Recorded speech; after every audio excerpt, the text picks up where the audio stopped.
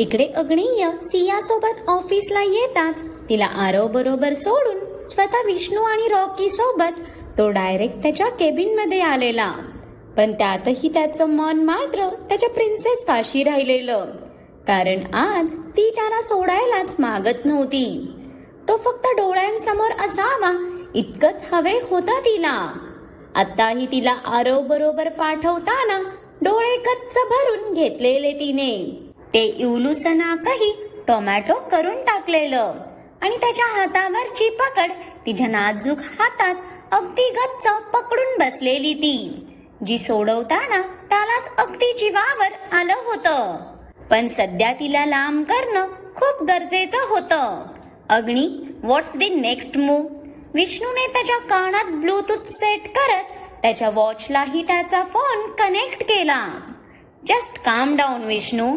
Next move आपण नाही तर आता तो स्वतः घेणार.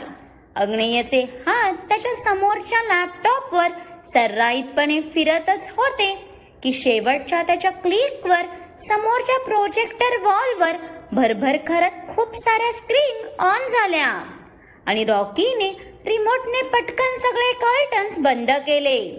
तशी आता त्या स्क्रीनवरची चित्र अगदी क्लिअर दिसायला लागली. सियाच्या घरातल्या आणि हॉस्पिटल मधल्या फुटेज होत्या त्या, जिथे काही माणसं चोर पावलांनी घुसली होती. सियाच्या घरात घुसलेल्या माणसांच्या चेहऱ्यावर मास्क नव्हते, म्हणून त्यांना बघूनच कळत होतं सगळे भाड्याचे टट्टू आहेत ते. पण आता ते टट्टू असू दे की चट्टू असू दे, चुकीच्या फाटक्यात पाय घातला म्हटल्यावर भोगावं तर लागणारच होतं ना. त्यात जर ही गोष्ट त्याच्या प्रिन्सेसशी कनेक्टेड होती म्हटल्यावर कायच फरक पडतो. Boss, can we attack? अग्नेय आणि विष्णूच्या कानात आल्या ब्लूटूथवर पलीकडून कोणाचा तरी आवाज पडला. तसा विष्णूने पटकन अग्नेयकडे पाहिलं, जो अजूनही समोर स्क्रीनकडे बघत होता. त्याची ती करडी तीक्ष्ण नजर एकटक त्या दोन्ही स्क्रीनच्या प्रत्येक हालचालीला टिपत होती. जणू काहीतरी शोधण्याचा प्रयत्न चाललेला त्याचा. सियाच्या घरात घुसलेली माणसं पूर्ण घर पिंजून काढत होती, पण ते नेमकं काय शोधत आहेत हे तर त्यांनाच माहीत, कारण अग्नीने तर तिथे काहीच ठेवलं नव्हतं. सियाचा फोटोच काय, तर तिचा जुन्यातला जुना ड्रेसही तिथून हलवला गेलेला. त्याच्या पाखराचं कोणतंच अस्तित्व त्या घरात त्याने ठेवलं नव्हतं. जणू हे होणार या गोष्टीशी खूप आधीपासून अवगत होता तो. समोरच्याला नक्कीच सियाची कमजोरी हवे होती, जेणेकरून तो तिला कंट्रोल करू शकेल. म्हणून तर तिच्या घरावर आणि हॉस्पिटलवर असा लपून वार केला गेलेला. पण त्या समोरच्या दीड शहाण्याने जिथे तिच्या कमजोरीचा विचार केलेला, तिथे तिची ताकद कोण आहे हे बघायचा कसा विसरला तो. पण बाबा, तू जो कोणी आहेस, जो सियाला कंट्रोल करू पाहतोय, आधी तिच्या समोर कोण उभा आहे ते एकदा बघायचं ना. मग तूच आउट ऑफ कंट्रोल झाला असता. सध्या त्या घरात फक्त काही तोडकं मोडकं फर्निचर आणि मोजकी भांडी कुंडी होती, ज्याचा उधळआपट चालू होता. आजूबाजूला असलेल्या 2-4 खोल्या तर अग्नीने कधीच त्या लोकांना करोडो रुपये देऊन खाली करवल्या होत्या. पण आता समोर या माणसांना वैतागलेलं बघून इथे अग्नीच्या ओठांचे कोपरे हलके वृंदावले आणि त्याची बारीक नजर तशीच आता हॉस्पिटलच्या फ्लोअरवर गेली. तो पूर्ण VIP फ्लोअर अग्नीने सियाच्या आईसाठी बुक केलेला. त्या पूर्ण फ्लोअरवर जी माणसं दबक्या पावलांनी घुसलेली, त्यांच्याकडे ॲडव्हान्स गन होत्या. प्लस ती सर्व एका विशिष्ट ड्रेस कोड मध्ये आलेली. दॅट मीन ते कोणाचे तरी पर्सनल गार्ड होते, ज्यांच्या छोट्या छोट्या हालचाली सांगत होत्या की ते किती वेल ट्रेन आहेत ते. त्यांना बघून इथे अग्नेयचा चेहरा काहीसा गंभीर झाला, कारण त्यांनी काही सेकंदातच अग्नेयच्या गार्ड्सला गारद करून टाकलेलं. ह्यावरूनच समोरच्या माणसाच्या ताकदीचा अग्नियाला अंदाजा आला. नक्कीच त्याचा दुश्मनही तितकाच कट्टरचा होता, यात काही शंका नव्हती. हा सर्व प्रकार बघता रॉकीचं हृदय धडधडायला लागलं, कारण ती माणसं आता सियाच्या आईच्या वॉर्डकडे चालली होती. पण त्या वॉर्डच्या आत जाणं इतकं सोपं होतं का? अग्नियने इथूनच मोबाईलवर काहीतरी करताच तिथे तो भक्कम डोअर असा काय लॉक झाला की आता हाणा मारा काहीही करा, तो डोअर काय उघडत नसतो. त्या दरवाजाला इवन तोडताही येणार नव्हतं. जिथे कोणाचे विचार पोहोचूही शकत नव्हते तिथे अग्नीने ऑलरेडी सर्व सेट केलेलं होतं. उगाच का रावण होता तो? भलेही डोकं एक असलं तरी 10 डोक्यातला मेंदू त्याच्या एकाच खोपडीत कार्यरत करत होता. अग्नेयने एक नजर विष्णूकडे पाहिलं. त्याची नजर भलेही थंड होती, पण त्यातली ऑर्डर समजून विष्णू एक क्षण थबकला आणि तो अविश्वासाने अग्नेयकडे पाहतच राहिला. पण अग्नेयच्या चेहऱ्यावरचे ते निर्विकार भाव बघून इथे विष्णूला मात्र टेन्शन आलं. अग्नी, डोंट डू दिस, ती हर्ट होईल. विष्णूच्या डोळ्यातला आर्जव बघून एक क्षण अग्नेयने डोळे मिटले. तसा त्याच्या नजरेसमोर त्याच्या जाणाचा निरागस चेहरा आला. किती गोड हसत होतं त्याचं पाखरू. त्याला माहित होतं त्याच्या या निर्णयाने ती थोडीशी दुखावली जाईल, पण तो होता तिला सांभाळायला. त्याने दीर्घ श्वास भरत डोळे उघडून परत विष्णूकडे पाहिलं. विष्णू, काही गोष्टी आपल्याला आपल्या वाईट भूतकाळाची आठवण करून देत राहतात. मग त्या रोज रोजच्या वेदनेपेक्षा एका टाईमचं दुःख जास्त सोयीस्कर राहील. And don't worry, I will manage her. अग्नियाचा ठाम झालेला निर्धार बघून आता विष्णू कायच बोलणार होता ना.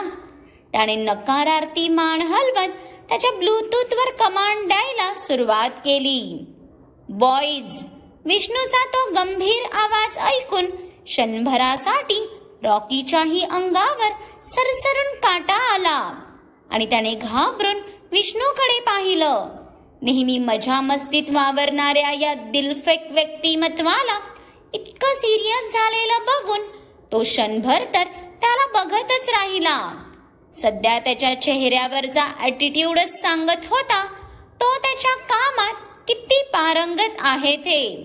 Yes captain. विष्णूचा आवाज ओळखून पलीकडून जवळपास 30 मुलं एकसाथच ओरडली. तशा इथे विष्णू सोबत अग्नेयच्याही चेहऱ्यावर गुरूर पसरला. त्याची आर्मी होती ती, वाईल्ड आर्मी. विष्णूसह त्या प्रत्येक मुलाला ट्रेन करायला अग्नेयने स्वतः मेहनत लावलेली, म्हणून त्यातला एकूण एक व्यक्ती त्याच्यासाठी जीव घ्यायलाच काय तर द्यायलाही तयार होता. पण सध्या हा फक्त त्याच्या आर्मीचा 2% भाग होता. बाकी मग त्याच्या आर्मीमध्ये किती मुलं असतील याची गिनतीच नव्हती. इकडून विष्णूने भरभर इन्स्ट्रक्शन देताच आता मात्र रॉकीचे धाबे दणाणले, कारण हे प्रकरण आता खरंच भरपूर वाईल्ड होत चाललेलं. विष्णूचं ऐकून रॉकीची नजर पटकन सियाच्या घराच्या फुटेजवर आली, जिथे काही ब्लॅक नकाबधारी मुलं तडकाफडकी घरात घुसली आणि त्या सर्व माणसांना पकडून बांधून टाकलं. त्यांच्या प्रत्येक हालचाली अगदी शार्प होत्या.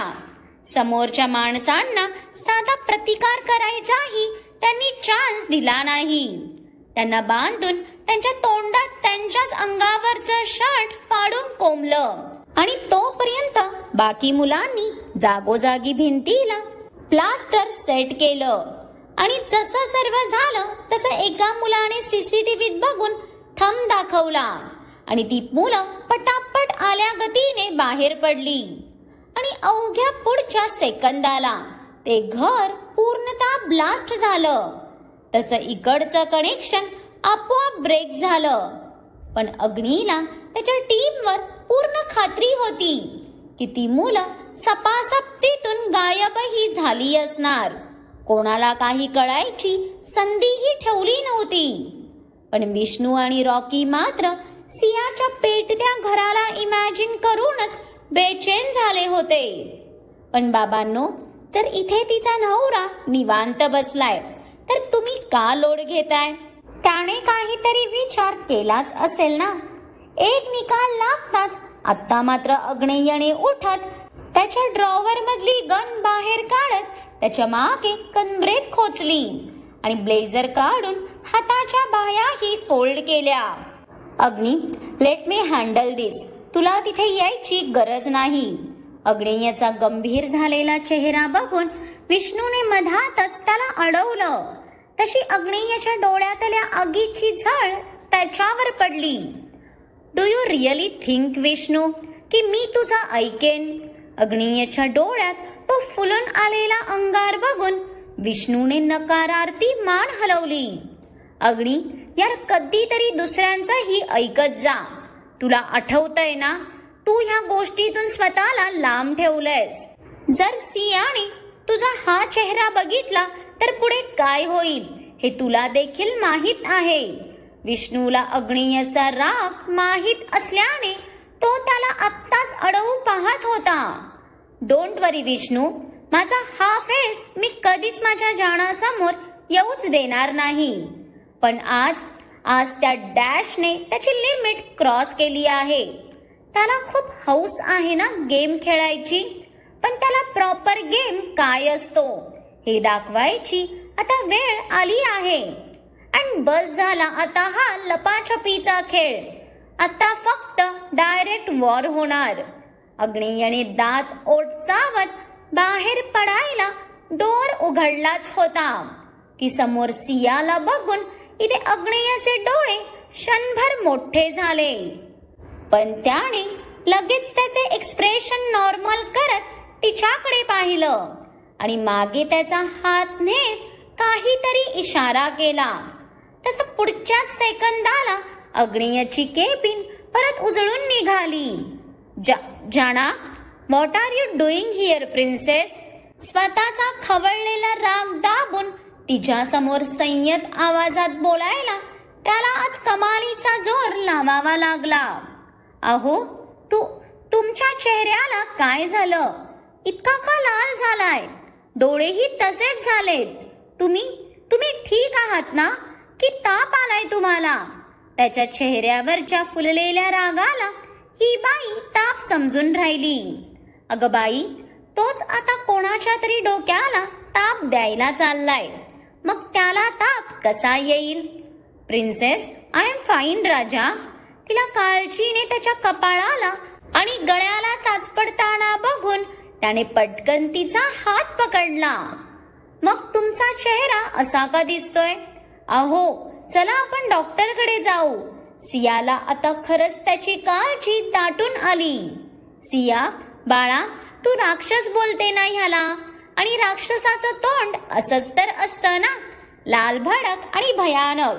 अग्नेयच्या मागून विष्णूने हलकेच त्याची मुंडी बाहेर काढत हसतच उत्तर दिलं. तसा अग्नेयने मान तिरकी करून त्याला अगदीच कडक लुक दिला. पण रॉकी मात्र विष्णूला बघून वेडा व्हायचाच बाकी राहिलेला. म्हणजे इतक्या पटापट सरडाही रंग बदलत नसेल, तितक्या फास्ट फॉरवर्ड मध्ये या माणसाचा स्वभाव आणि एक्सप्रेशन बदलत होते. विष्णू दादा, असं नका बोलू. हे काही भयानक वगैरे दिसत नाहीत बरं. आपल्या नवऱ्याला दुसऱ्या कोणी नावं ठेवलेलं या बाईला कसं आवडेल ना? कारण त्याला जे काही शिव्या शाप घालायचे तो हक्क फक्त तिचाच तर होता. तिच्या या उत्तरावर अग्नेयच्या ओठांवर त्या रागातही इतकी काय हलकी स्माईल आली. त्याचं गुणाचं गोड पाखरू होतं ते. प्रिन्सेस, आता माझी एक महत्वाची मीटिंग आहे, मला जावं लागेल. तो तिचा चेहरा ओंजळीत घेत तिला प्रेमाने सांगतो. अहो, पण तुमच्या शेड्यूल मध्ये आता कोणतीच मीटिंग नव्हती. सियाच्या या बोलण्यावर तर अग्नेयाला स्वतःचं डोकं कुठे फोडू असं झालं. त्याच्या प्रत्येक हालचालींवर ती इतकी काय बारीक नजर ठेवत होती, जणू हिच्या नवऱ्याचं एक्स्ट्रा मॅरिटल अफेअरच चालू आहे.